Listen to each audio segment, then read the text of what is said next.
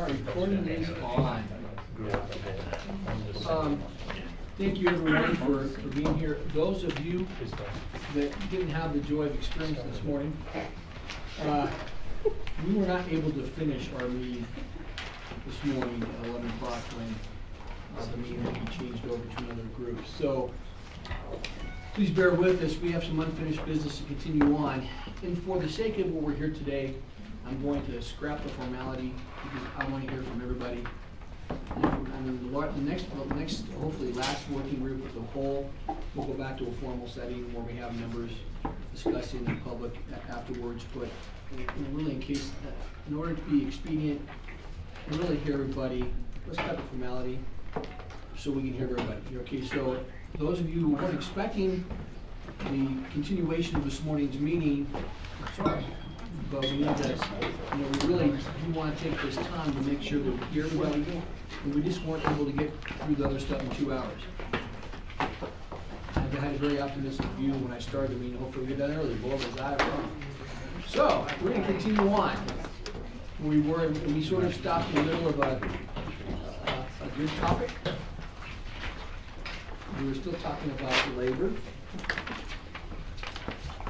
Delivering, stocking, rotating, price stamping. We were in the middle of talking about price stamping, number one. And we also talked about cleaning the equipment. So I want to sort of remember where we were. Those of you who has your hand raised, we're going to continue on. I'll let Steve start. So I wanted to circle back on the cleaning of equipment. And we just wanted to have the piece of language added in that while it's okay for a supplier to clean dispensing equipment, what we don't want is to be in the business of doing that. We don't want we the distillers don't want a retailer to be able to mandate that we clean the equipment. And just say no.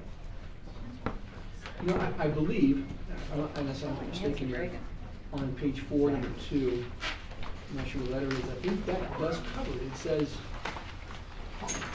a retailer halfway through it says a retailer is prohibited from requiring a supplier to provide any labor to the retailer or to conduct an on-site sales promotion as an express or implied condition of the delivery, purchase, or future purchases between the supplier and the retailer. I guess I looked all the way at the bottom and didn't read that part. Yeah, so I mean, I want to make sure. I think that's meant to cover the labor that's provided at free cost or even other labor. So I think that covers it. If not, I'm open to other language there. And I know we've talked about the labor of, I know some of you have suggested get rid of even doing the pay for labor. I wanted to discuss that more. I don't think we've really heard everyone on that. So the topic of, right now the reg is written, and even it is today on rule, a supplier may provide something, mostly a service, to a retailer. If it's not in the allowed section, they can pay for it. And we do have that happening. There's commonly, the way I know it, is like a brewfest. You know, a brewfest that's not a nonprofit. It's held on an online premise for on-premises consumption. It's a for-profit, and the brewers want to come in and rent a beer truck, and stuff like that. We allow them. We got paid for it. That's allowed right now today. I'm not sure if you want to get rid of that, but I want to hear from everybody. Because there's one suggestion is we don't allow any kind of paid-for labor. So if I can hear from everybody on that one, or whoever wants to chime in.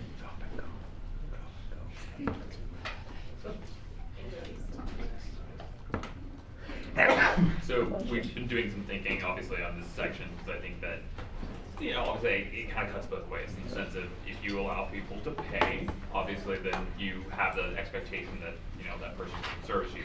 On the other hand, it's a great affirmative defense in terms of, essentially you reached your limit in year 3 and you want to become in 4. Someone like us, a self-distributing brewery, can come in and say, you've got to pay me for it at this point. It also helps, on that point, when there's true market demand for a lot of these activities to meet it in a way that's not unlawful pay. So I think at this point, for the Colorado Brewers Guild, it's our preference to just keep it as is, as proposed. I'd rather see it come out. Weird feedback I got is we don't want to be in the business of providing, selling labor. It's something we would first be thinking out. We would like it out. We don't want to be in the business of being an HR. I would say keep it in, it's been in. Just because. It's been, again, my whole point of all this, we don't need to regulate just because we're sitting here, we have to come up with regulations and changes. It's always better Is it to in? eliminate regs than add more. Well, but again, the ability to provide labor at the cost and for unlawful financial assistance has existed from day one. And again, for us to try to carve it out now, I don't think there's really a need for it. And I would agree with what you had to say there as well, that it does serve its purpose and it is a way of allowing the course of business, depending on the situation, to correct itself through payment. One of the reasons that I think it's probably appropriate now is our time is different and the market is changing. And with the chain market, labor issues become more complicated. And we can anticipate a time where we're gonna have a lot of labor disputes between large grocers, particularly that have union employees, as they go into contract negotiations and such, when you start getting into turf battles about who's doing what. And I just think that this is going to become very problematic. And one of the things that we don't want to encourage those types of territorial battles and such. So we'd like to see it come out. Yeah. I agree with Nikki. I think us getting in the business of now, I don't know if my bud man comes in, is he working for me, is he working for Budweiser? At that point, if we're gonna start paying for that, I think we just do drop and go, and then everybody can pay for whatever they want. I mean, it just gets too muddled up. I mean, so if the bud guy comes in and he's working for me, but I need him to go back to the warehouse and get something, and he falls in the warehouse, is he my employee? Is he my agent then? Whose employee, whose contract agent is he? So it's crazy. I would just like to not see it. Jim? I agree with Jackie that, this is why drop and go makes sense. This is becoming an absolute mess. And drop and go, I mean, it's getting too confusing. It's everybody wanting their cake and eating it too. And the way to solve the issue of labor, and we don't want to do this, we don't want to pay for this, we don't want these people to do that. As Jackie pointed out, she only has somebody come one day a week maybe to deliver. And so the merchandising, rotating of stock, et cetera, isn't going to impact her. We have a bigger store, we have deliveries all the time. You know what? We're willing to take care of our own ship. And so I would just say, get rid of it, go to drop and go, easily enforced. As much as me as a regulator would love drop and go. All right, the concept is novel, and So am I. makes my job a lot easier. But I know we're not here to make my life easier. No, I'm not saying it to make your life easier. I'm just saying I find that the rules that are being suggested, 3 days, 14 hours only total, all these things that are happening are honestly, I think, not meant to better the industry. And I actually think they're going to hurt the industry. And I'm saying that because we'll never agree to what should be or shouldn't be. And therefore, the simple solution is drop and go. And I'm not saying that to make your job easier, because I really don't want it. I want to give you employment ongoing. Well, there's still plenty of that. But I'm actually being quite serious. I understand what Mickey wants. I understand why Mickey wants it. I think I do at least. I understand what Steve wants. I understand what Andres wants. And we're all conflicted. And so you can't, you're trying to find a Solomon-like solution to what I don't think really is a problem anyway. But the easiest thing to do is just say, let them drop it and go. We'll do our own merchandising. We'll do our own stocking of shelves. We'll do our own rotation. We'll do everything. And that way it's simple. And I don't have to worry about Jackie getting an unfair advantage over me, or having to call up Mickey's people at Southern Wine and Spirits to get their permission to do something. It's just a simple solution. And I'm really not doing it for ease of enforcement. I'm doing it for practicality. That's okay, you did. I would say also to go on the same point on practicality. I mean, while in a perfect world, drop and go might be the way to go. If we're going to go forward with the rules, I know for a fact, as a practical business perspective, if we finalize these rules on January 1st, they're probably going to get broken on January 2nd. It's just a matter of the market. And if that happens, I think there needs to be at least some type of ability of someone to point to the law and say, hey, you've asked me to do this more times than what the law says. I'm owed something. And that's where the affirmative defense of that actually kind of comes in. I think that's a different way of kind of looking at it, in the sense of like, you know, just kind of the reality of the situation that rules are broken. And particularly, you've said before that you've received a lot of responses right now in terms of like, oh, things that already concern you. I almost guarantee you that when next year, when those retailers come online, the willingness of a lot of people to actually say what's happening is going to go down dramatically, because they're going to want to maintain those relationships they just established. So from our perspective, creating that prophylactic and actually creating a defense is pretty important, in terms of just making sure that we have something to rely on at that point. By the way, I'll talk to you. So is- Drop and go helps you. All right. What else do we want to address on, before we go on to deliveries? Do we want to settle price stamping? If we want it or not? You brought it up one more time, if we just want to bury it and put it to bed? I prefer we wait until I can get some clarification on that one. We Well, just have yes, more question. ability to provide What? input, you know, no decision's going to be made. We'll take your input and decide. The other thing I would just add is if we did do some sort of drop and go, it would only work if we took the liability off you guys of your freshness dates. The only reason that beer is different is because it's perishable. And so that's why you guys have a financial interest in making sure it's stocked properly, rotated properly, and taken back properly. So if you didn't have the liability, you guys wouldn't care, right? Probably, yes. So, I mean, that's just No, what it comes down we to. still care. The manufacturers of that Yeah. product is still gonna care, we're gonna care. But you don't have because the- perishable stuff. Well, I can tell you the likelihood The drop and go freshness is and not high. consumer satisfaction still goes back to Yeah. the manufacturer. Right. And we are not gonna be happy with a drop and go. Do you want to cause From- it even more furor? So to make drop and go apply only to beer, to wine and spirits, No. and make it not apply to beer. No, Jim, shush. No, it's drop and go, but Freshness beer, but too. wine and spirits is It's drop and go consumer. anyway. It's drop and go anyway. Yeah, it's already, Spirit. spirits and wine is drop and go. Maybe not for all And stores, and it'd be but good for our in the local rural guys, areas because it and small means stores, you'd be more yes. likely to stock your stuff and put it on shelf. I'm helping you, baby. I'm feeling it. You know, just for the, Same time. I hear you, Andres, I'm leaning on just keeping it in there, price stamping it, because if it becomes an issue, like you was talking about, if there's an issue right now, that, you know, it's price stamping, I'm trying to take things one step at a time. Yeah. We want to have those guardrails. I'm leaning that way, I'm not 100% there yet, and I know the reason why I want to take it out. I don't know. Yeah. I mean, I understand, you know, to a certain extent, yeah, to a certain extent, sometimes in terms of keeping it, but also, you know, just with this brand new market, I actually don't know the expectation to price stamp individuals. I mean, a lot of them are gonna have to take 6 kind of areas, and you might have to individually stamp those, or they might have their own kind of profile. They're gonna have post ops, which are really different versus some of the marketing expectations that we have right now. You know, is it our responsibility to mark those? Is it theirs? I personally think that a lot of those decisions on that in particular are ones that they are best placed to actually execute versus asking us to come in and simply do something like that. I mean, I agree, a stamp gun is not that big of a deal. It's the transportation, the time, the expectation to actually come to do it. Gene? Real quick, like, before we move on, and if you would just reiterate what,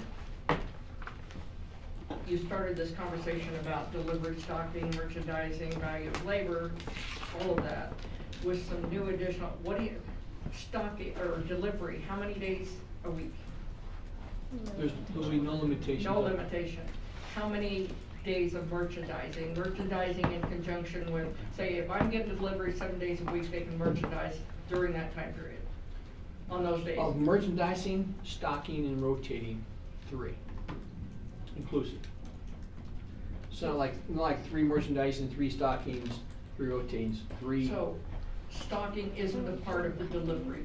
Well, I think what we talked about is the initial delivery of that product, coming into the store, getting it to the shelf as a stocking mechanism would not go against the 3.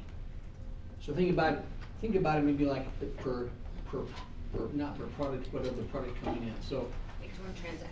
it's even though it may be broken up in a time period, it's still the initial delivery would include getting that to its first final resting place. If that's even possible, right? So if they're gonna go to the back shelf, go in the cooler, go on the floor, and then once it's to its first place, then the other three will kick in. So what prevents you from when you're out of your delivery and you're out of your stocking days, you don't call Bud and say, I need 1 6-pack, please, and it's a delivery? I'm just trying to get, like, how, I'm trying to think how people are gonna get around what you're trying to do. You can do that. People are No mean. problem. But Deliveries are not. what makes a delivery an initial delivery? That's what I'm not following, because. When it first gets to your store.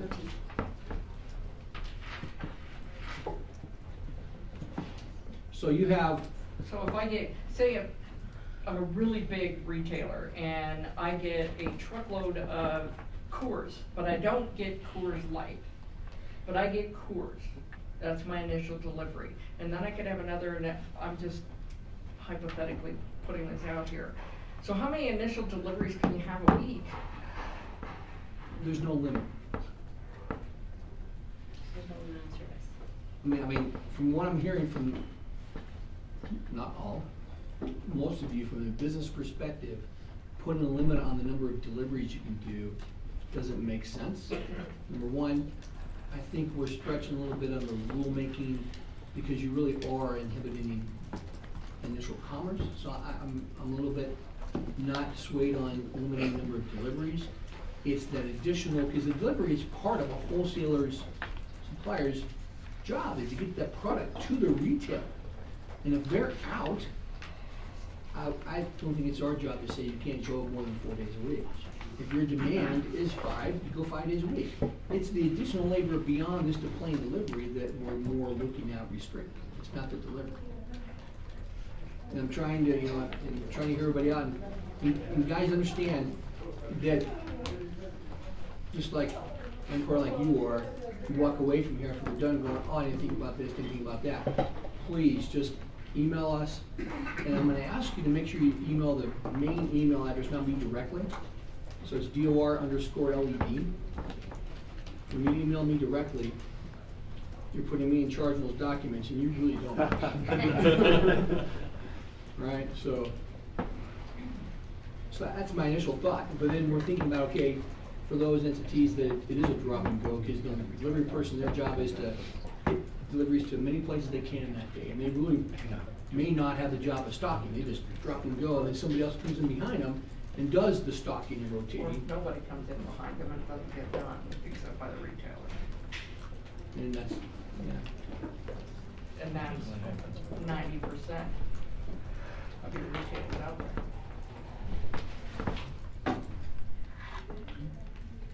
I just worry that we're making a It's rule that weighted. doesn't have any teeth, because it can just, there's no limit on merchandising, because I can just call and say, I need 4 6-packs, and they're gonna bring them over, and that's a delivery, and now they can stock, rotate, and merchandise, so what's the point? Well, I don't think they're gonna just deliver a 12-pack or a 6-pack. I mean, They'll hot shot me, well, no, I mean, they'll hot shot me 10 if I ask for 10. Okay. So I'm just saying, I just don't want other people to just get around, I want us to make rules that have teeth, and this is just a huge drive a truck through the rules.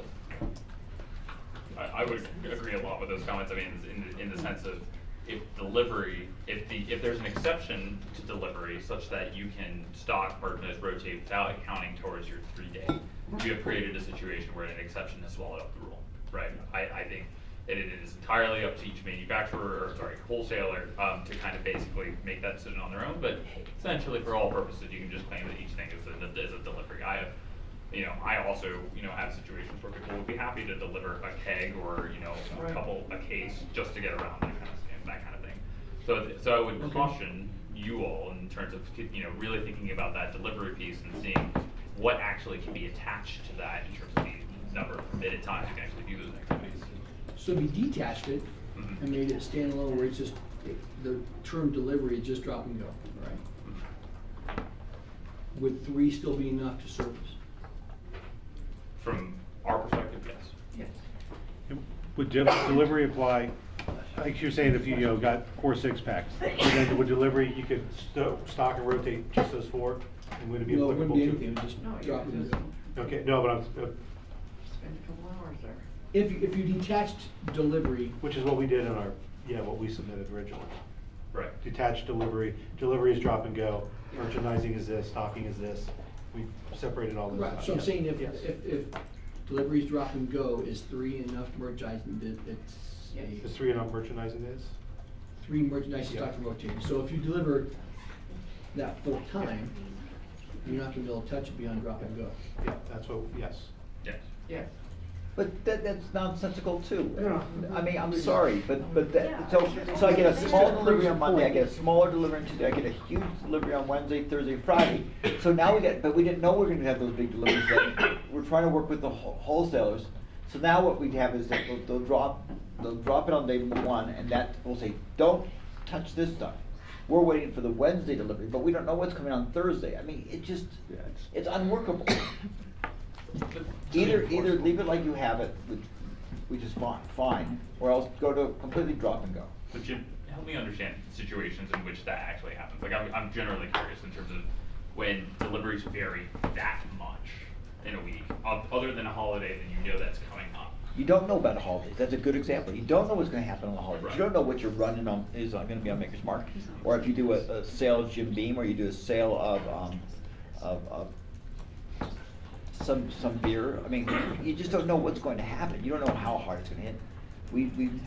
We had a sale at Kendall Jackson. We sold 500 cases, let's say. We never expected that much.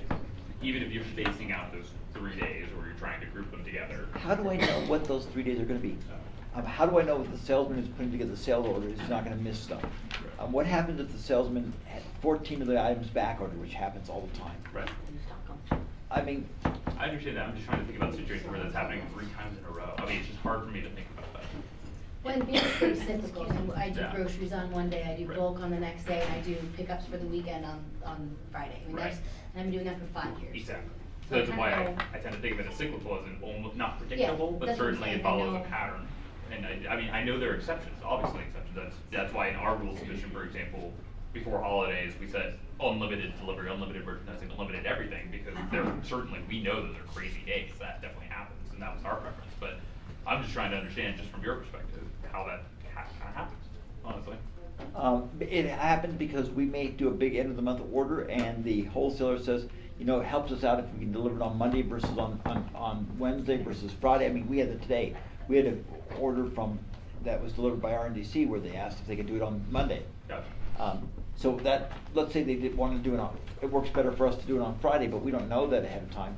So now we've used up all merchandise days, and now we have 1,000 cases coming in on Friday that we put away. Right. I mean, my problem is the uncertainty and the scatteredness of the whole thing.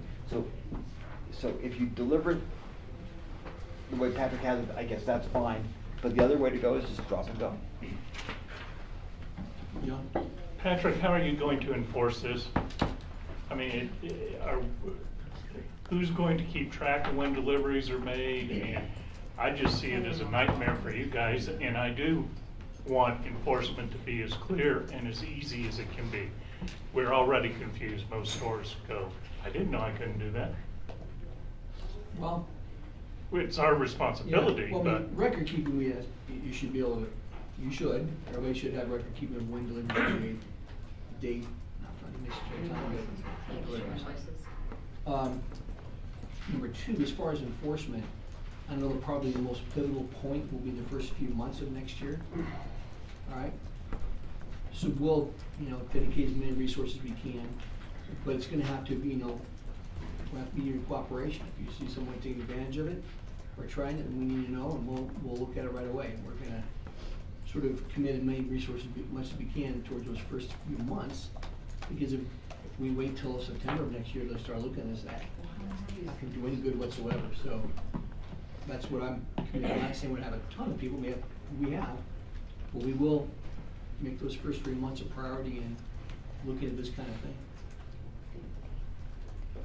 And in addition to that, once we get all the rules, all, pretty much to the point of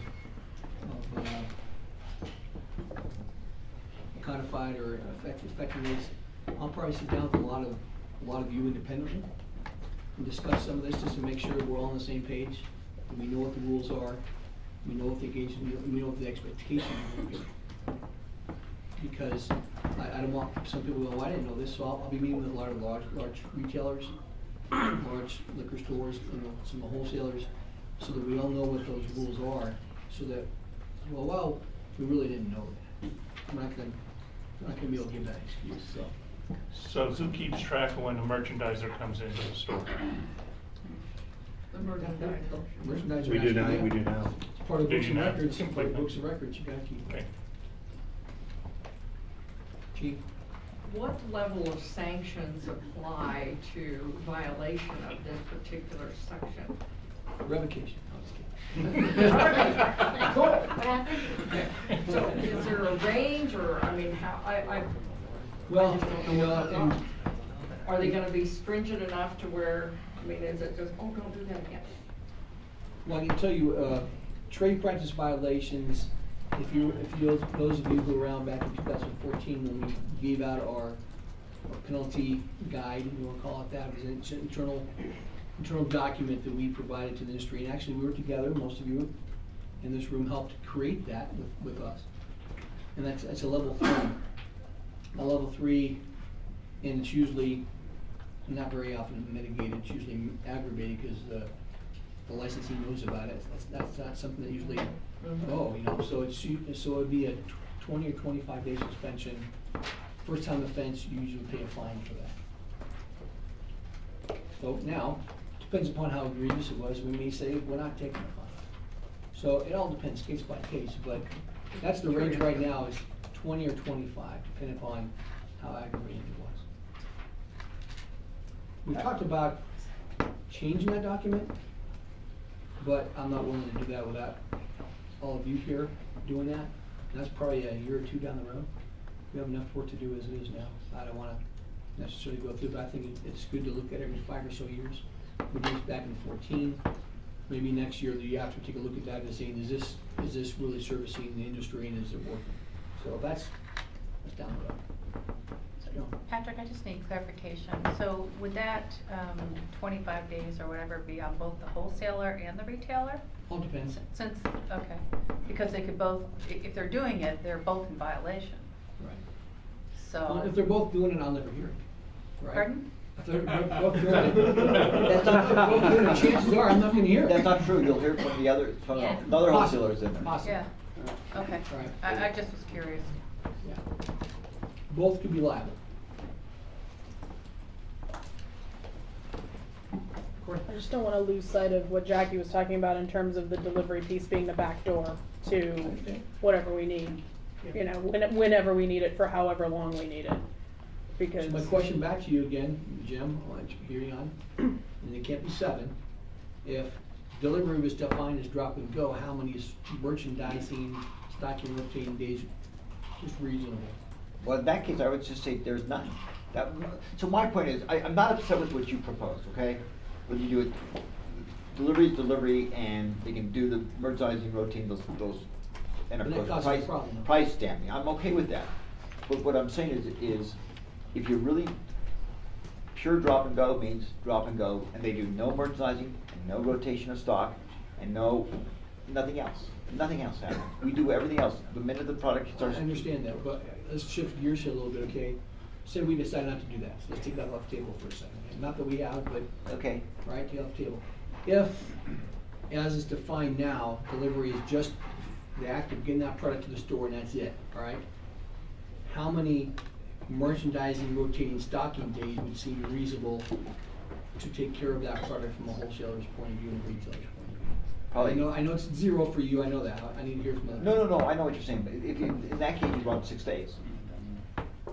What if you say delivery is not just drop and go, but you can stock and rotate just what you delivered? So if you go drop off 4 6-packs, then you can rotate those 4 6-packs all you want, but I mean, the delivery is the act of dropping that order off and then servicing that order. It's not going back to and then while you're here, bring all the Goose Island out and build a display from the back, as long as you're here. And just make it, delivery is what is, I drop off 10 pallets and then I can stock those 10 pallets. That's it. Well, Then merchandising. That was my initial thought, Yes. was look at it as a product, you know, that Yes. those 10 cases come in, those 10 cases Get put away. get dispersed somehow. Yeah. That's included- delivery. that's included in That's the the act of delivery. Merchandising, coming back in 3 times a week to do other stuff, that's separate. Now, from an enforcement standpoint, it might be a little tough, but. we'll see. I think there may be more of a problem with wine and spirits wholesalers because of the amount of products that they carry. They bring in some, and what if they bring it in, they deal with those brands they brought in, but then they look and they say, oh, you know, these wines need to be moved or, you know, restocked or That's what whatever, merchandising and they're is. not the ones that you brought in. And that counts as your merchandising day. How does it work today in practice when it comes to, because you have your distributors, right, the distributor product. In addition to those people, you have probably also sales reps of the product themselves that aren't employed necessarily by the distributors, but they're by the importers.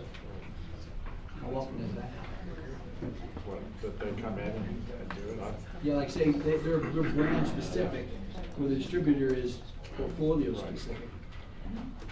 Yeah, I don't know exactly the answer to that, but I can imagine that we would want full ability to do that. For the importers to come in, and we don't want to limit it to just 3 days, that's for sure. So, you know, maybe 6 days. So I think it puts if we come in there and one day and find that things need to be reshelved or rotated or whatever it might be, and then the next day you're in there again, you're like, oh, it needs to be redone over here, but that goes against one of my days. At some point, you're gonna walk in and you're out of days and stuff still needs to be done. John, did you have first? Yeah, well, I mean, based on a couple of the last comments, I mean, Adam had brought up a situation before the break about you physically deliver it, but then it's maybe a couple or few hours later.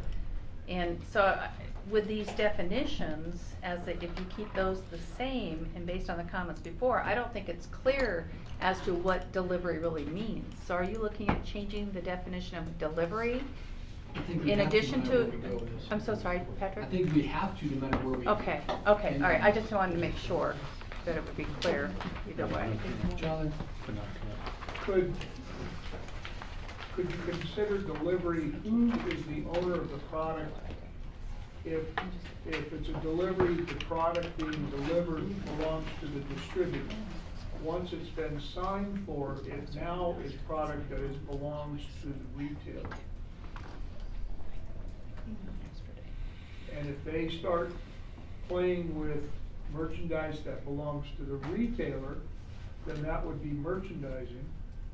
And if they are only touching merchandise that belongs to the wholesaler before signature, is not merchandising, but part of the delivery. I think we're sort of saying the same thing, but that would be difficult to know when the signature happened, I think. I like the product idea. Or you could timestamp it. Oh, who's stamping? Who's stamping? Yeah. Stamp it. In an Timestamp it. certified stamp. If you don't Yeah.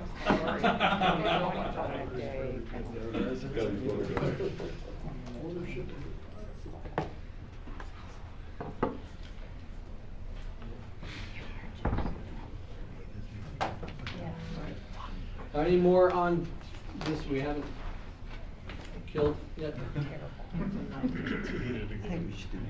So can I ask where you're leading towards? Yeah, you can ask that. I mean, what we proposed says one thing, now it looks like we've got 5 different way off topics that deal with this, and I just like to get an understanding what you guys are thinking now. I'm looking at putting some limitations on merchandise and stocking, rotating, and pricing. Okay.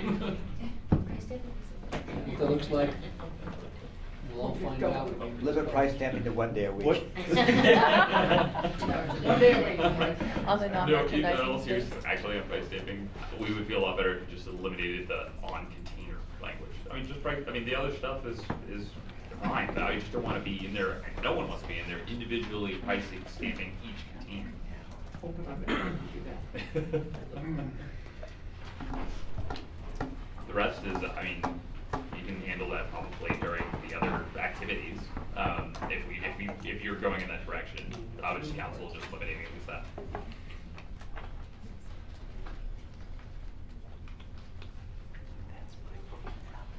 So you're limiting then to, like when they do a merchandising self-display, they put up the price of the Yeah. 12 pack. Thoughts on that? Adam? You know, again, I think this is one big rabbit hole caused by the unwillingness, if you would, of everyone to understand what the rules say themselves. The supplier's not obligated to do anything. All the stuff we're talking about is just supplier discretion. That's where it all starts. Yeah. When that doesn't work, that's why we're here. But Patrick, so are you still considering putting some provisions in here of things that people specifically are precluded from doing? Yes. Okay, so that's in addition to the things Increasing you're the list talking we about have now. there now, that just has installing or repairing. Yeah. And cleaning, yeah, we're gonna take a look at the other list that others, either you and others have sent to us, and Okay. add to that. But so are you gonna add to it so a retailer can still pay for that? Or are you just gonna preclude that from occurring? From a wholesaler or the? Right now, at least, Yeah. okay, again, we have a lot of discussion behind Okay, the scenes to okay. talk about this. I can tell you I'm leaning towards keeping the pay for in there, but I'm not committed to that yet. I'm not committed to that Okay, yet. thank you. But right now, the only prohibition, when you're talking about installing, repairing, that's under the pay provision. Mm-hmm. Right.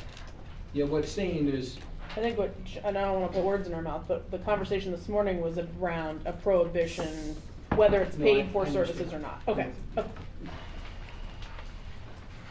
well, I think the more black and white we make it, the better, when we can.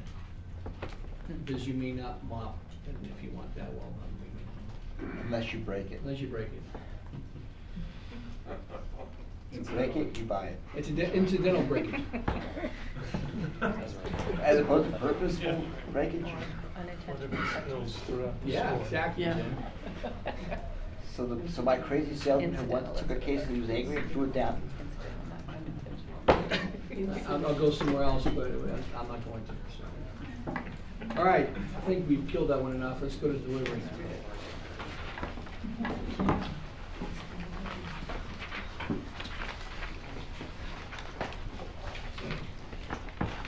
No issues? I can do it really quick. No issues, we're good? Any objections? I like this one.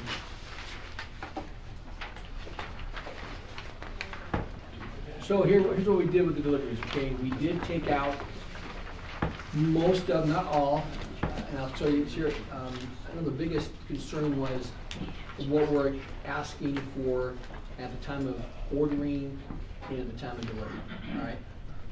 I think it's still prudent to ask for name, birth date, and address where you're gonna go. Gotta have the address where you go, right?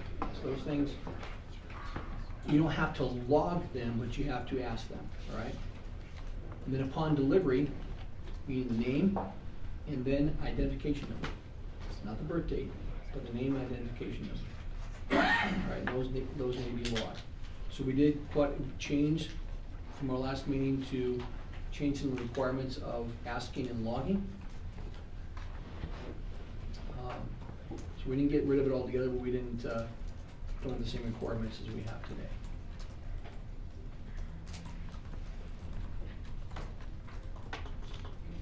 Any questions about that?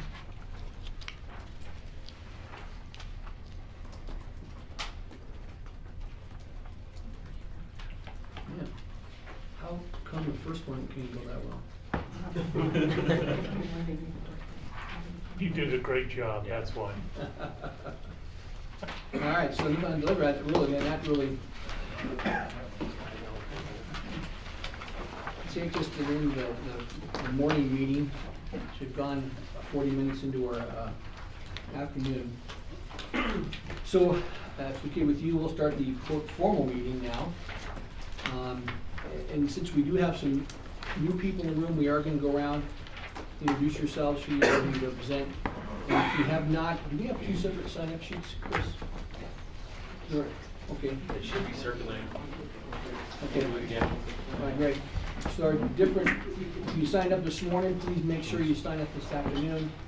So, unless you want to be a ghost and not be recorded or so whatever. So I encourage you to sign those sign-up sheets.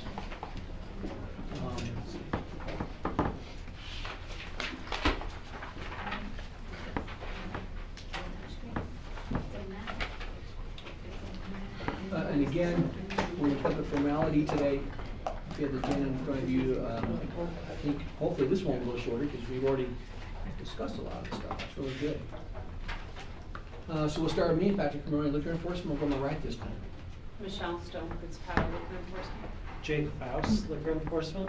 Corey Tipton, the Tipton Law Firm. Steve Finley, Colorado Beer Distributors Association. Tyler Rudd, Wine Institute. John Cohagen, Atlas Valley Purveyors. Tony Ryerson, Applejack Wine and Spirits. Jim Spall, Applejack. Tony Green, Discus. That was pretty good. Sure, John. I always want to recognize Senator John. I know, but you've been a good partner with us. I know you're on your way out, but we appreciate your help. And can I just say something? Please You do. know, they say that making legislation is really like making sausage. This has got to beat hands down. This is the process, I'm telling you. Oh my God. Thank you. Andy Klosterman, Peak Beverage. I'm Jackie Siebold, Big Bear Wine and Liquor. Gene McAvoy, Colorado Licensed Beverage Association. Herb Baylor, Showing Markers. Anu Zaldana, Colorado Brewers Guild. Jez Runco, Runco Profit and Counsel for the Brewers Guild. Daniel Bewley, Crooked Save Artisan Beer Project. Jen Penn, representing Miller Coors. Gary Brookman, Anheuser-Busch. Stephen Gould, Colorado Distillers Guild. Michael Stebbett, Wine and Spirit Wholesalers of Colorado. Nikki Hackenberger, Wine and Spirit Wholesalers of Colorado. Adam Stapen, Dylan Dill. Stephanie Hicks, Tavern League of Colorado. Nick Hoover, Colorado Restaurant Association. Alan Call, Attorney General's Office. I'll start back over in the corner and we'll head to the other corner. Chris Manning, LED. Okay, Chris is the new executive assistant. He's doing a great job. He helped set the these microphones up so we can hear everybody. So I want to thank him for doing that. And so he'll be the new contact. We'll look at the LED email list so you don't send it to me to get lost. Okay, Chris will make sure it gets to where it's supposed to get to. So thanks, Chris, for being here. We're excited to have you on board. So Jonathan, we'll start with you now. Jonathan Nolan, Colorado Licensed Beverage Association. Robert Darrow, Liquor Enforcement Division. Cara Miller, Licensed Beverage Association, and on Colorado Distillers Guild. Jim Blackford, Attorney. Kevin Ballmer, Municipal League. Whoever wants to take it. Rob CMCA. Kristen Huber, Florida County Government. Merrill Logan, Struggle Musicians, Security Investigations. Henry Jones, Law Enforcement. Susie Fowler, Radio. Carol Berry, PR. Go in the corner. Jason Hopper, Support Local Legislative. Larry Hudson, Safeway. Rufus Nagel, Molly Spirits. Saul Mailer, Colorado Cider Guild. Miles David, Lever Supermarkets. Lauren Bergman, Total Wine and More, and Come and Go Tea. Greg Junk, King Supers. True Taka, part of the Wendy Turk, FinTech. Tati Reese, 7-Eleven and Circle K. Andy O'Keefe, Amazon, 7-Eleven. Thank you, everybody. Shirley, we want to go over sort of the highlights of where we are on the subgroups. For those of you who weren't here this morning, there's some new dates we have for you. We will be publishing the dates and times and locations of the upcoming meetings. But just to remind everybody, through all of this process, the LED has come up with other rules, we call them miscellaneous, that we want to change, add, delete, that really aren't related to trade practice, delivery, 243, and other stuff. This is ongoing part of the rule review process that we're mandated to do 20% every year, and also some internal rules we like to have changed. We're going to be publishing our draft of those on the 5th. We will then have a meeting on the 7th to go over those. It is a Friday. I'm sorry, but I'm down to my days. So Friday the 7th, we'll publish dates and or times when this meeting is going to happen. So we want an ability to give you a couple days to look at those We'll have an industry working group meeting on the 7th to go over those quote miscellaneous rules that we submit to y'all. Now, on the 5th, back to the 5th, also is our permanent rulemaking hearing for the fee reduction we had via the emergency rule back in August. We had to reduce our fees because we had too much money in reserves. So this is just the permanent rulemaking to codify those. And then on September 12th will be the next regular working group meeting like we are today.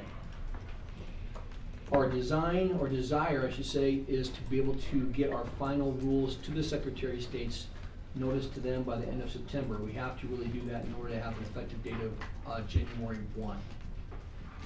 We have a little bit of wiggle room after the 12th if we need additional meetings, if we're really having a difficult time coming together. And if we need more input, I'll definitely be open to more meetings after the 12th. So this isn't the end. I know you're really happy about that, but so those are the dates coming up. Kevin? Do you know what time on the 7th yet? You know, I don't remember. I didn't write 10 it o'clock. down. 10 a.m. I guess you don't know. And I know we asked this morning, but where? That we don't know. Yeah. We didn't say. Finding a location. To be there. I know the permanent rulemaking is, I think we've done it here. And we'll put, if you're not signed up on our email blast, please do. We also will have all this information posted on our website, so I want to make sure we go over that.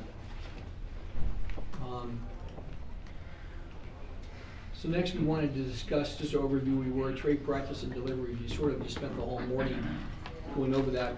Last Friday we sent out some draft rules, and the next set of draft rules from those two committees.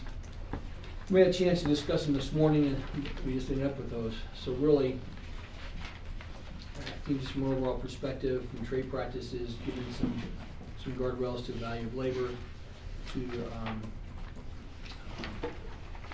sampling. We had a very good discussion on sampling for on-premises and off-premises hand sales, and then value of labor. So really, that's where we are. We definitely have more work to do to get the next draft out because of the discussion we had this morning and this afternoon. Deliveries, everyone was here for that. Really, we haven't heard any objections of the latest draft of the delivery regulations.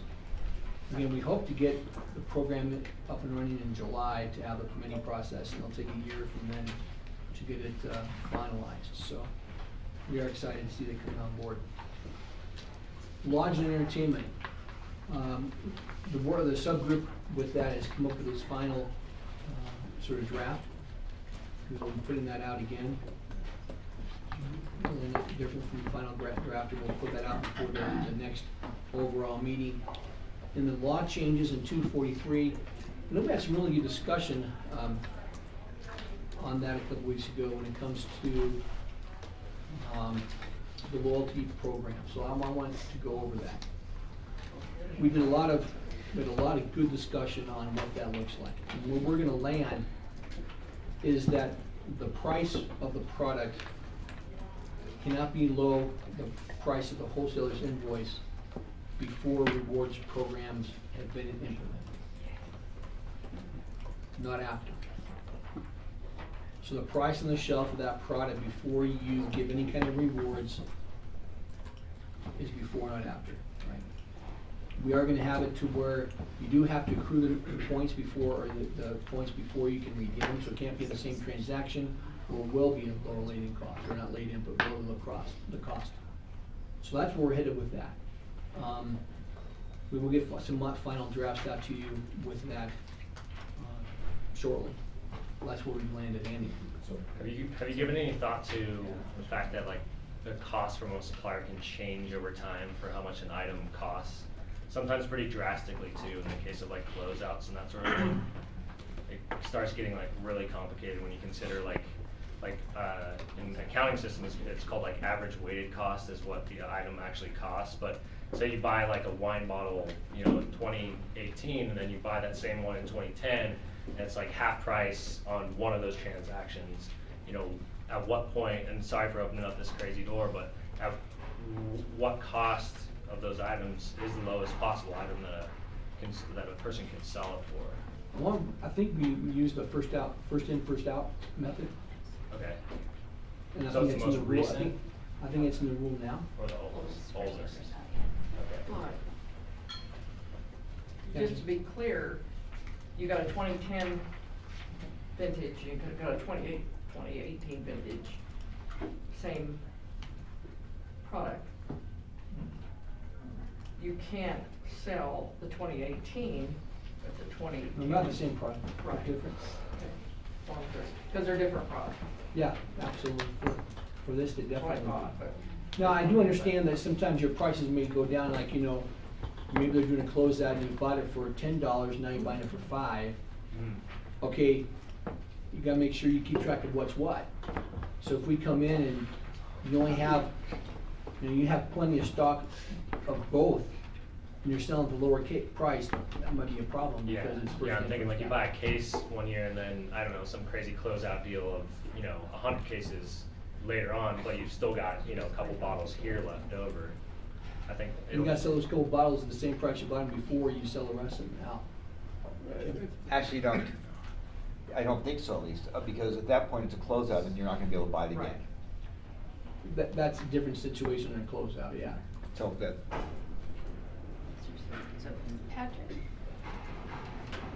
Last in, first out, sorry. Last in, first out. So what if you're buying multiple products at the same time from different people? The loyalty program is like you get $5 off your next sale. So how are you gonna make that determination as to what, how that accrues to each individual product for the price? We're not. Oh, you're not? Okay, well then I misunderstood what you said to begin with. Yeah, so here's, give you an example. You've earned enough points to have $5 off your next purchase. Okay. Right? And again, these loyalty points are only for alcohol, not redemption-wise necessarily, but on both. You can't, because what the statute talks about loyalty rewards program for alcohol, right? Okay. So it's for purchasing alcohol and redeeming alcohol, so let's keep it that way, keep it simple. Okay. You've been able to build up $10 off of your next purchase, you have so many points, right? You buy 10 different alcohols. As long as the price before the redemption has been applied is above your invoice cost, you're okay. All right, okay. And can the loyalty rewards be for any specific product, or is it just a generic reward to buy any products within that store? Doesn't matter. Could be either or. Now, an instant, like akin to the Safeway King Soopers card, where, you know, it's priced A with the card and B without the card. With the card, still can't go below your wholesale invoice. That's an instant one, and that will allow you to do that. So we're talking more about when you redeem and build up a system of points. I have a couple questions actually. So when you say alcohol for alcohol, and that's the limitations and guardrails on a loyalty program. So are you envisioning where if I'm selling 17 different product categories, everything from chips to whatever, sodas to fuels to lubricants to whatever, I can't include alcohol in any sort of program, which would then provide a benefit for an alcohol points program? All I'm saying is our loyalty program, the rules are for just for alcohol. Because it talks about in the law, it talks about a loyalty rewards program for alcohol. I think I agree with that, but I think that your implementation, when you're talking about the expense and like the different types of loyalty programs out there, I mean, I understand what the liquor stores do, and that's great.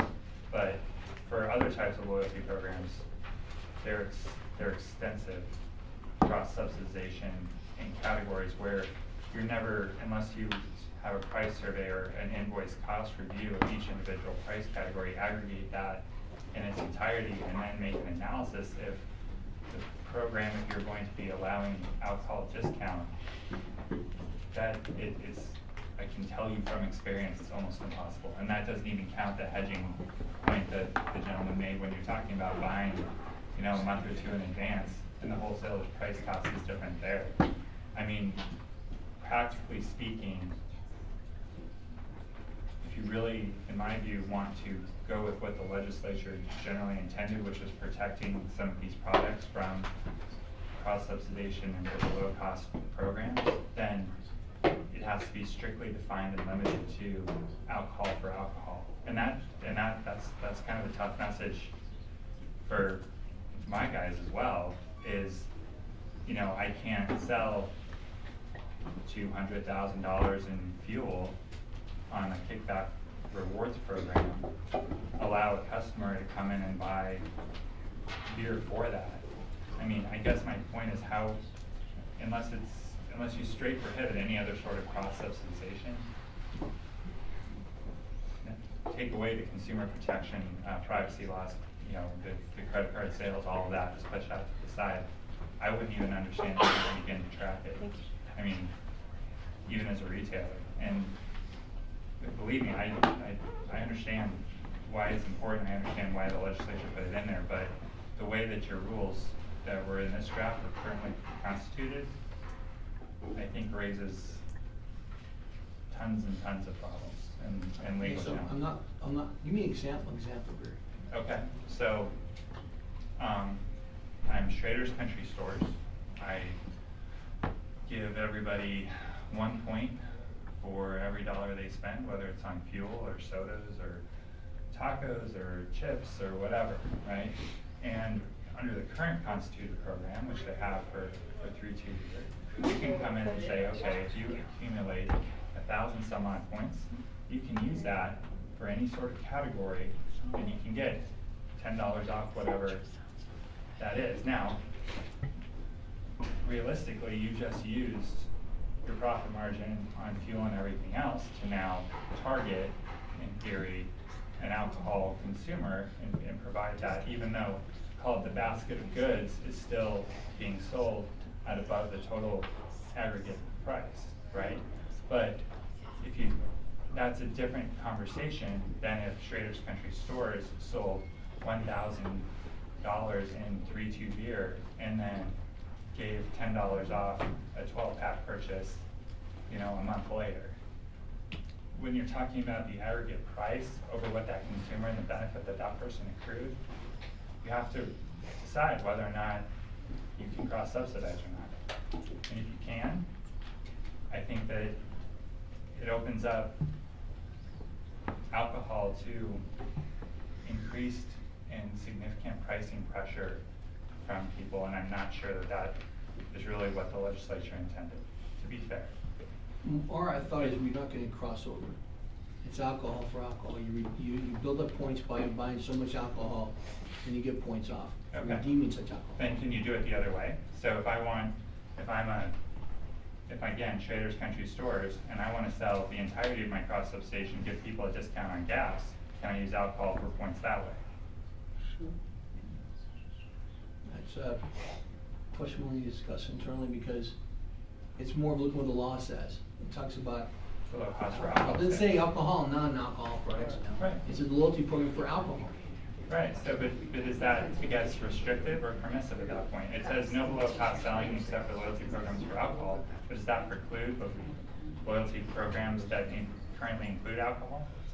I guess, I mean, that's kind of what, I've gotten tons and tons of questions after I sent this out from everybody from Sinclair to Conoco, everybody, because they all have these programs. And that's, again, outside the fact of the information sometimes is kept by branded marketers or branded majors, where they're giving rebates on fuel based on programs and total aggregate sales, and these records aren't even kept at the retailers. And so I'm just saying, like, have to think about what's the intent. If the intent is to protect the margin on beer, then it should be restricted very tightly to that and disallow cross-subsidization to target discount sales for alcohol. The other way, I don't think anybody's going to have any problem with it. I mean, honestly, we already deal with it. You know, if people want to give giant discounts for fuel, we already deal with that now. But it should be, there should be a bifurcation of allowable points access. In my Right. Gene, do you have any hands? I think I understand, because I'm not in that business, but I think I understand what he is saying. But when it comes to, you said major brands or major marketers, it'd be like the coupons, the instant redeemable coupons that are provided by wine and spirits wholesalers, and usually they're a bottleneck thing on the bottle. So that would not be, you couldn't use that in conjunction with your points program that you have. I don't think you could, because then that would definitely drive it off. So. It depends on what you're buying. So this loyalty program language was put in the statute, right? What was the intent? I mean, was the intent to cross-subsidize, was it not? Because we don't know if there's really wiggle room in cross-subsidizing or not. It looks like it's alcohol for alcohol both ways. I can only speak for our members, and the majority of them only give points for alcohol purchase. They don't give points for the cups and the soda that you bought along with the alcohol. It's the point of sale system does make a difference. Now, other retailers may do it differently, but because I surveyed my folks, and the majority of them just give points for alcohol purchases. So, and then you can only redeem your points for an alcohol purchase. You can't use it to buy chips. And I guess what I'm saying is, from an enforcement perspective, while the majors might process the application, the actual license holder is the business owner, which is the owner of the Sinclair station. So you're putting, if you're asking them to somehow be able to get all of their customers, you know, some of which don't even come into the store, right? You just kind of pay at the pump, and that you get points for those types of things, right? Those purchases at the gasoline dispensers. If you're going to ask these operators to get that, you need to recognize that they simply don't have a lot of access to that information immediately. And so they'd have to go, even though they own the store, even though they own it, you know, part of being a branded marketer through a Sinclair or Conoco is that some of those payments and privacy, consumer privacy things are handled that way. I think when we look at the intent, like this is what we do here as a culture. And I think when they did it at the legislature, they said a bona fide loyalty program. And then they said, by the way, you can sell anything you want except pot. So I think their intent was, as long as it's a bona fide program, it's a bona fide program. They're the ones that gave me the right to sell anything I want. So they knew I was going to sell anything I want. Except pot. If you look at the language, when it comes to like the fermented malt beverage, it says this subsection does not prohibit a fermented malt beverage retailer from operating a bona fide loyalty or rewards program for fermented malt beverages, so long as the price is not below it. Right. So it didn't say for everything, so we have to. But it doesn't say not for that. I think that this is the problem with listing one, because when you list one, you exclude the others. That's why it's just, you're right, when you go back to intent, I don't think they meant to exclude, because now I have to go through and explain to my customers, you don't get points for any of this. You guys, It's only is points for that. as a kind of a counterpoint, yes, that would be hard. If the intent is to provide pricing and margin protection for certain retail classes, then allowing cross-subsidization over hundreds, if not thousands, of SKUs and product categories, there's no way that you can protect against cost, because previous courts have ruled that unless it's very specifically defined, lading cost is not sufficient argument against a basket of goods argument, against a basket of goods analysis, period.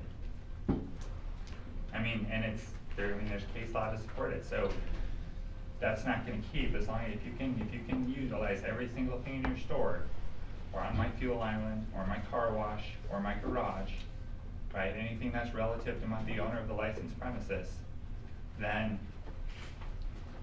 all of those things can be used as a points program to put downward pricing pressure on here, and if that's fine with everybody, great.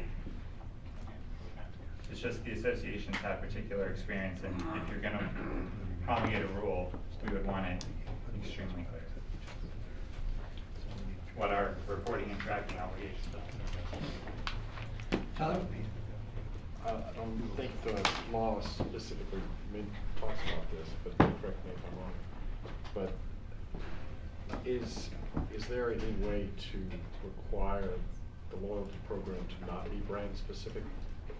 Because in other states, there are retailers that have some private label stuff, and they will focus all of their rewards programs on their private label wine and spirits. And of course, then that. Yeah, so right now, the way the law is, there is no brand specific. I think what I'm hearing from you is you want to safeguard against that? Well, we would like to just have a requirement that it not be brand specific. Like, if they get a reward, they can use $5 or $10 or whatever it may be towards the purchase of alcohol. Which would also be unique. It's not like you can get a bunch of Shell points and then have to be able, and then a St. Clair person would have to accept them. I mean, it's retailer specific generally, as they generally work on kind of a multi-cross subsidization category market. Right now, I'm not sure if you know, in some of your C stores, is alcohol included? If you buy alcohol, retail beer, do you get points for that? Sure. And you can use them for fuel discounts. And we would want to probably continue that, right? That way. What I'm suggesting is that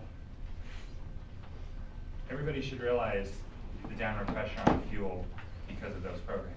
And if you have a super important category that represents a large amount of your revenue, you kind of want to protect that, generally speaking, if you're a category specific type of retailer. If you want to allow other types of retailers or merchants to be able to cross-subsidize, i.e. I'm going to sell 200,000 gallons of fuel this year, or a month, at most stations in Denver. And if I want to use all of that profit to put downward pressure on beer, and it's a bona fide loyalty program, then you can't come after me for below cost.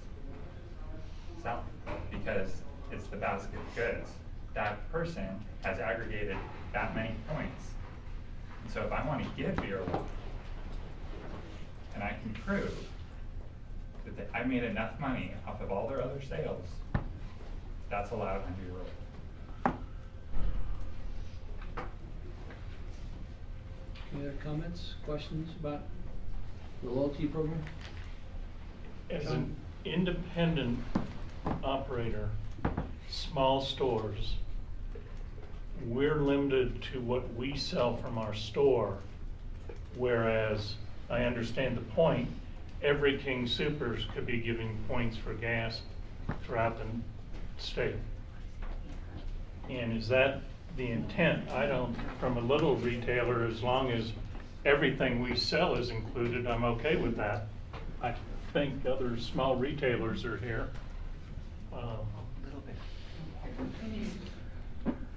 It's a big versus little again.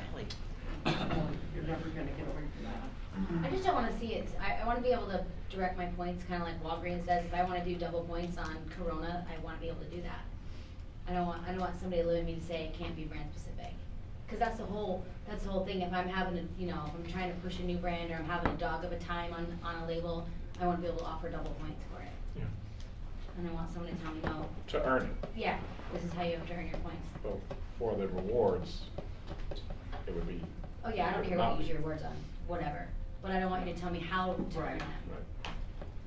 Cause that's the whole point of it, You're right? talking about spending versus accumulating. Yeah. Correct. Yeah, Like you have 100 points, but you only spend it on X amount. Yeah, that. Yeah. Versus big accumulating all.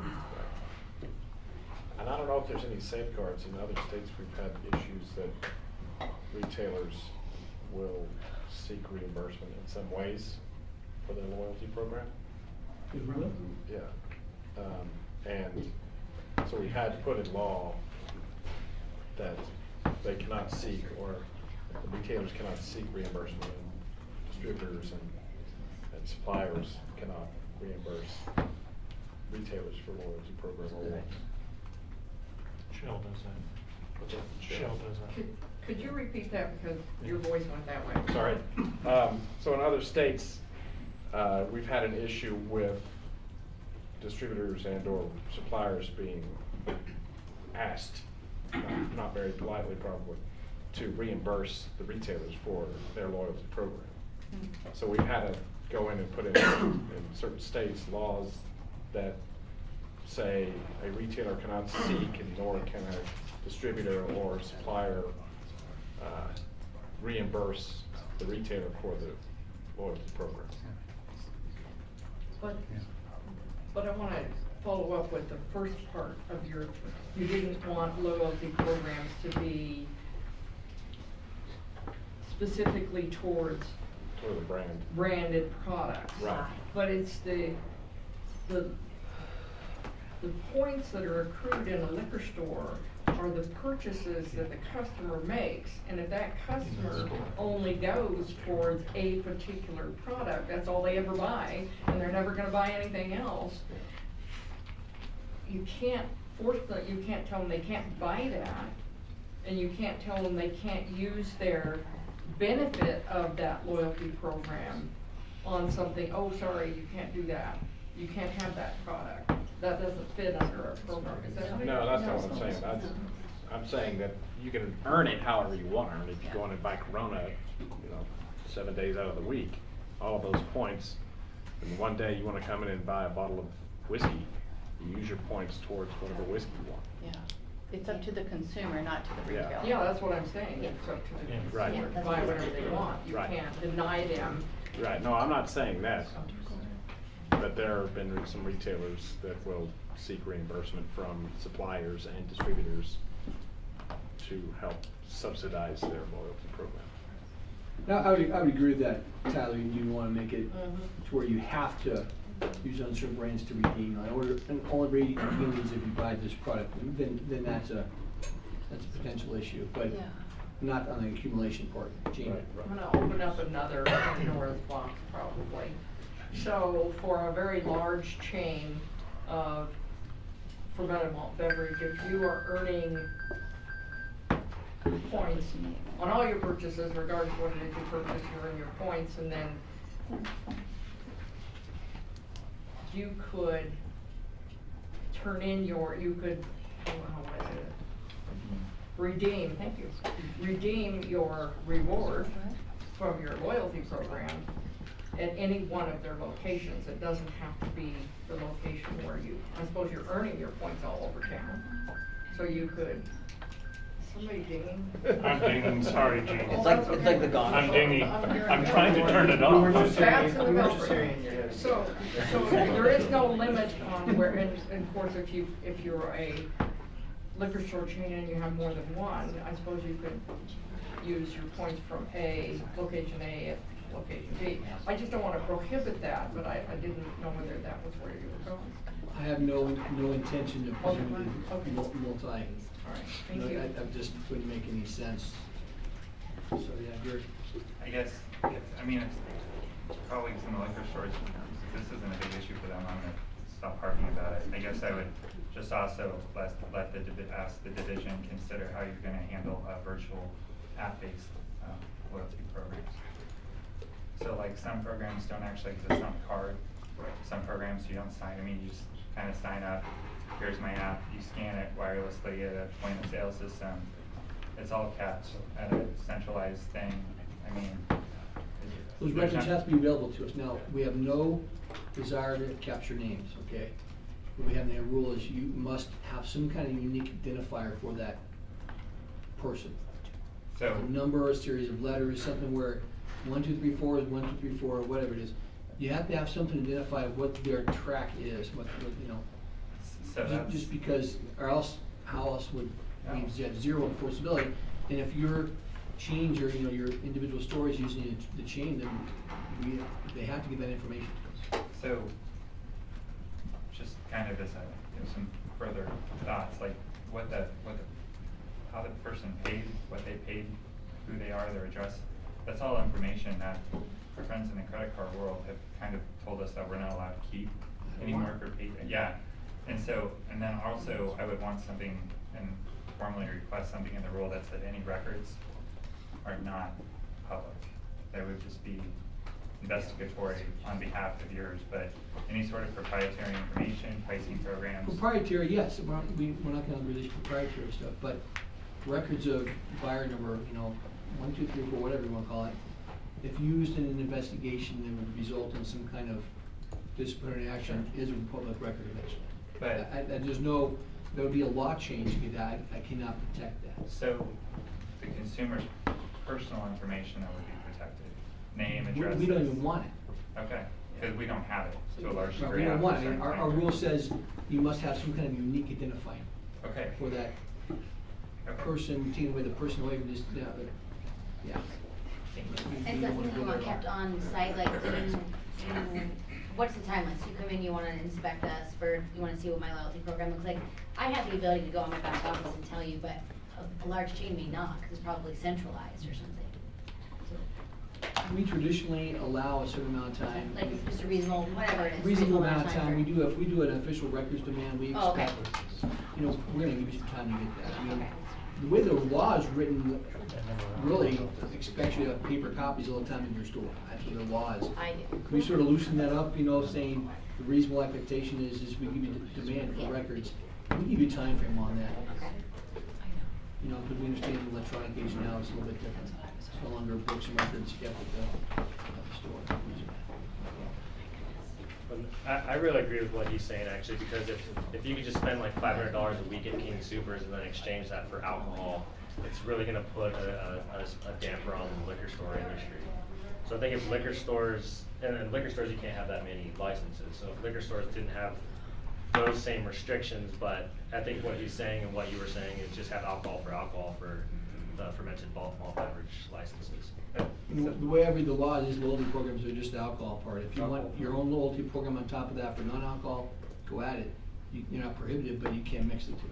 So that would be something then would be, again, petroleum marketers, convenience stores, not liquor stores. But I guess what I would say is that current programs already include purchases of alcohol redeemable for anything. So if you're going to specifically preclude that, note that it's going to be an increased regulation or restriction on the business. And while I think that the legislature, my personal view is that the legislature would probably go along with not being able to cross-subsidize against alcohol, utilizing alcohol for other purchases is something that currently happens, and the division probably should preclude it.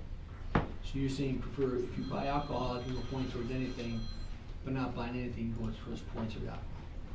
That would be a way to put some guardrails on programs, which I think would go towards the legislative.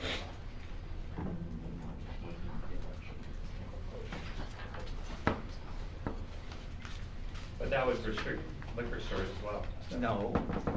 No. No. No, it would be just the opposite, wouldn't it? You can't do those throwaway lines at the end. You can't do it. We're listening to everything you say.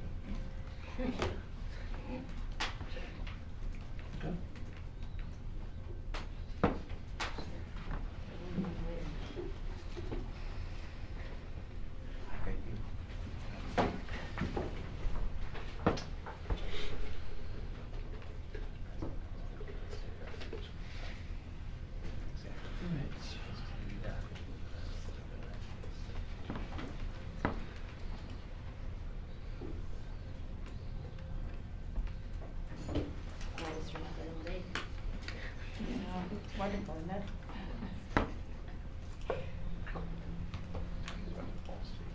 Given a great time to take a break, everybody's quiet at this point. We're gonna do that, come back in about 10 minutes and we'll finish up with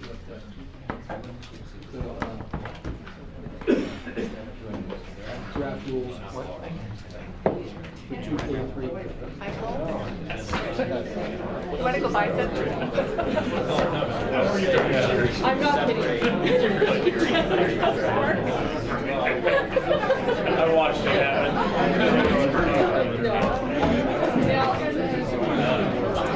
I should be doing it.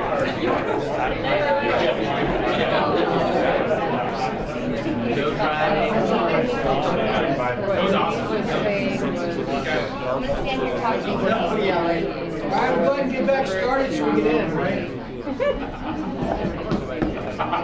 That's great. Thank you. Free. Yeah, that's free.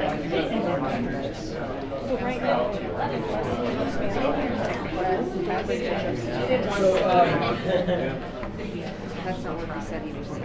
I do not expect taking much more of your time, and hopefully we're gonna do it. So I guess I'm gonna discuss what we need to do next.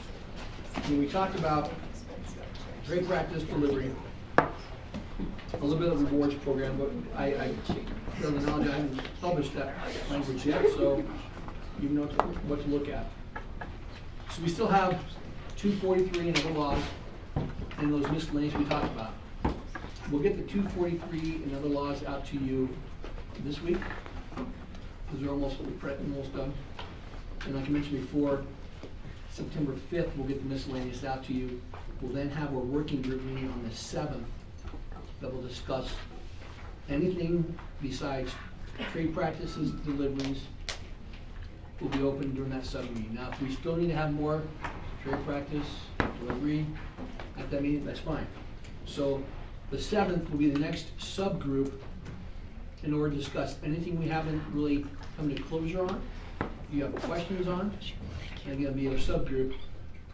And then we'll have the final working group, hopefully, on September 12th to give at least the divisions maybe final draft of what we like to go forward. So we still have plenty more time left to bring up things that we want to make sure are heard. And there's still, like I said, we want to get all the final drafts out to you, at least where we are, before we have that final subgroup meeting. The lodging, entertainment, LED, and everything we've talked about today. So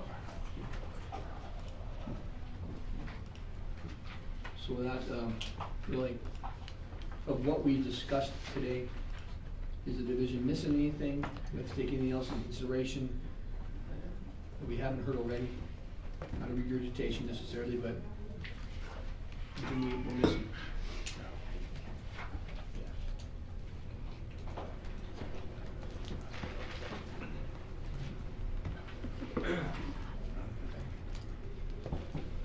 Any question on dates going forward?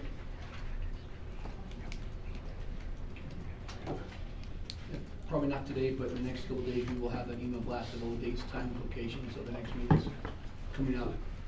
Just keep the 5th, 7th, and 12th on your calendar of September. So that, I'm ready to keep you guys loose. Anything else we need to discuss at this point from today's topics? Real quick, you said after this, you're gonna go back and redraft these and they're gonna come out then? Tyler, louder, we can't hear you. You put a big one pot, stir it up, pour it out, and see what happens. All right. Cool. All right.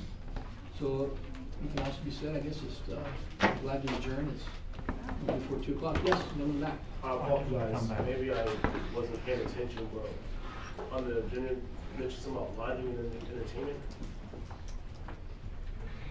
We drafted some rules on, we had subgroup meetings, and we'll be giving those last drafts out to everybody, and everything else on the 5th. Lodging and entertainment is a type of license, and with that comes some parameters of what kind of activities can be considered lodging and entertainment in order to get that type of license, because not all can. And this rule was to help delineate what kind of activities and businesses are allowed under a lodging and entertainment license. That's what it was. We felt the last subgroup meeting we had is pretty much, I mean, not 100% on consensus, but pretty close, at least conceptually where we were. So I didn't think we want to drag you into another meeting just on that by itself. We'll be able to hash that out on the 7th.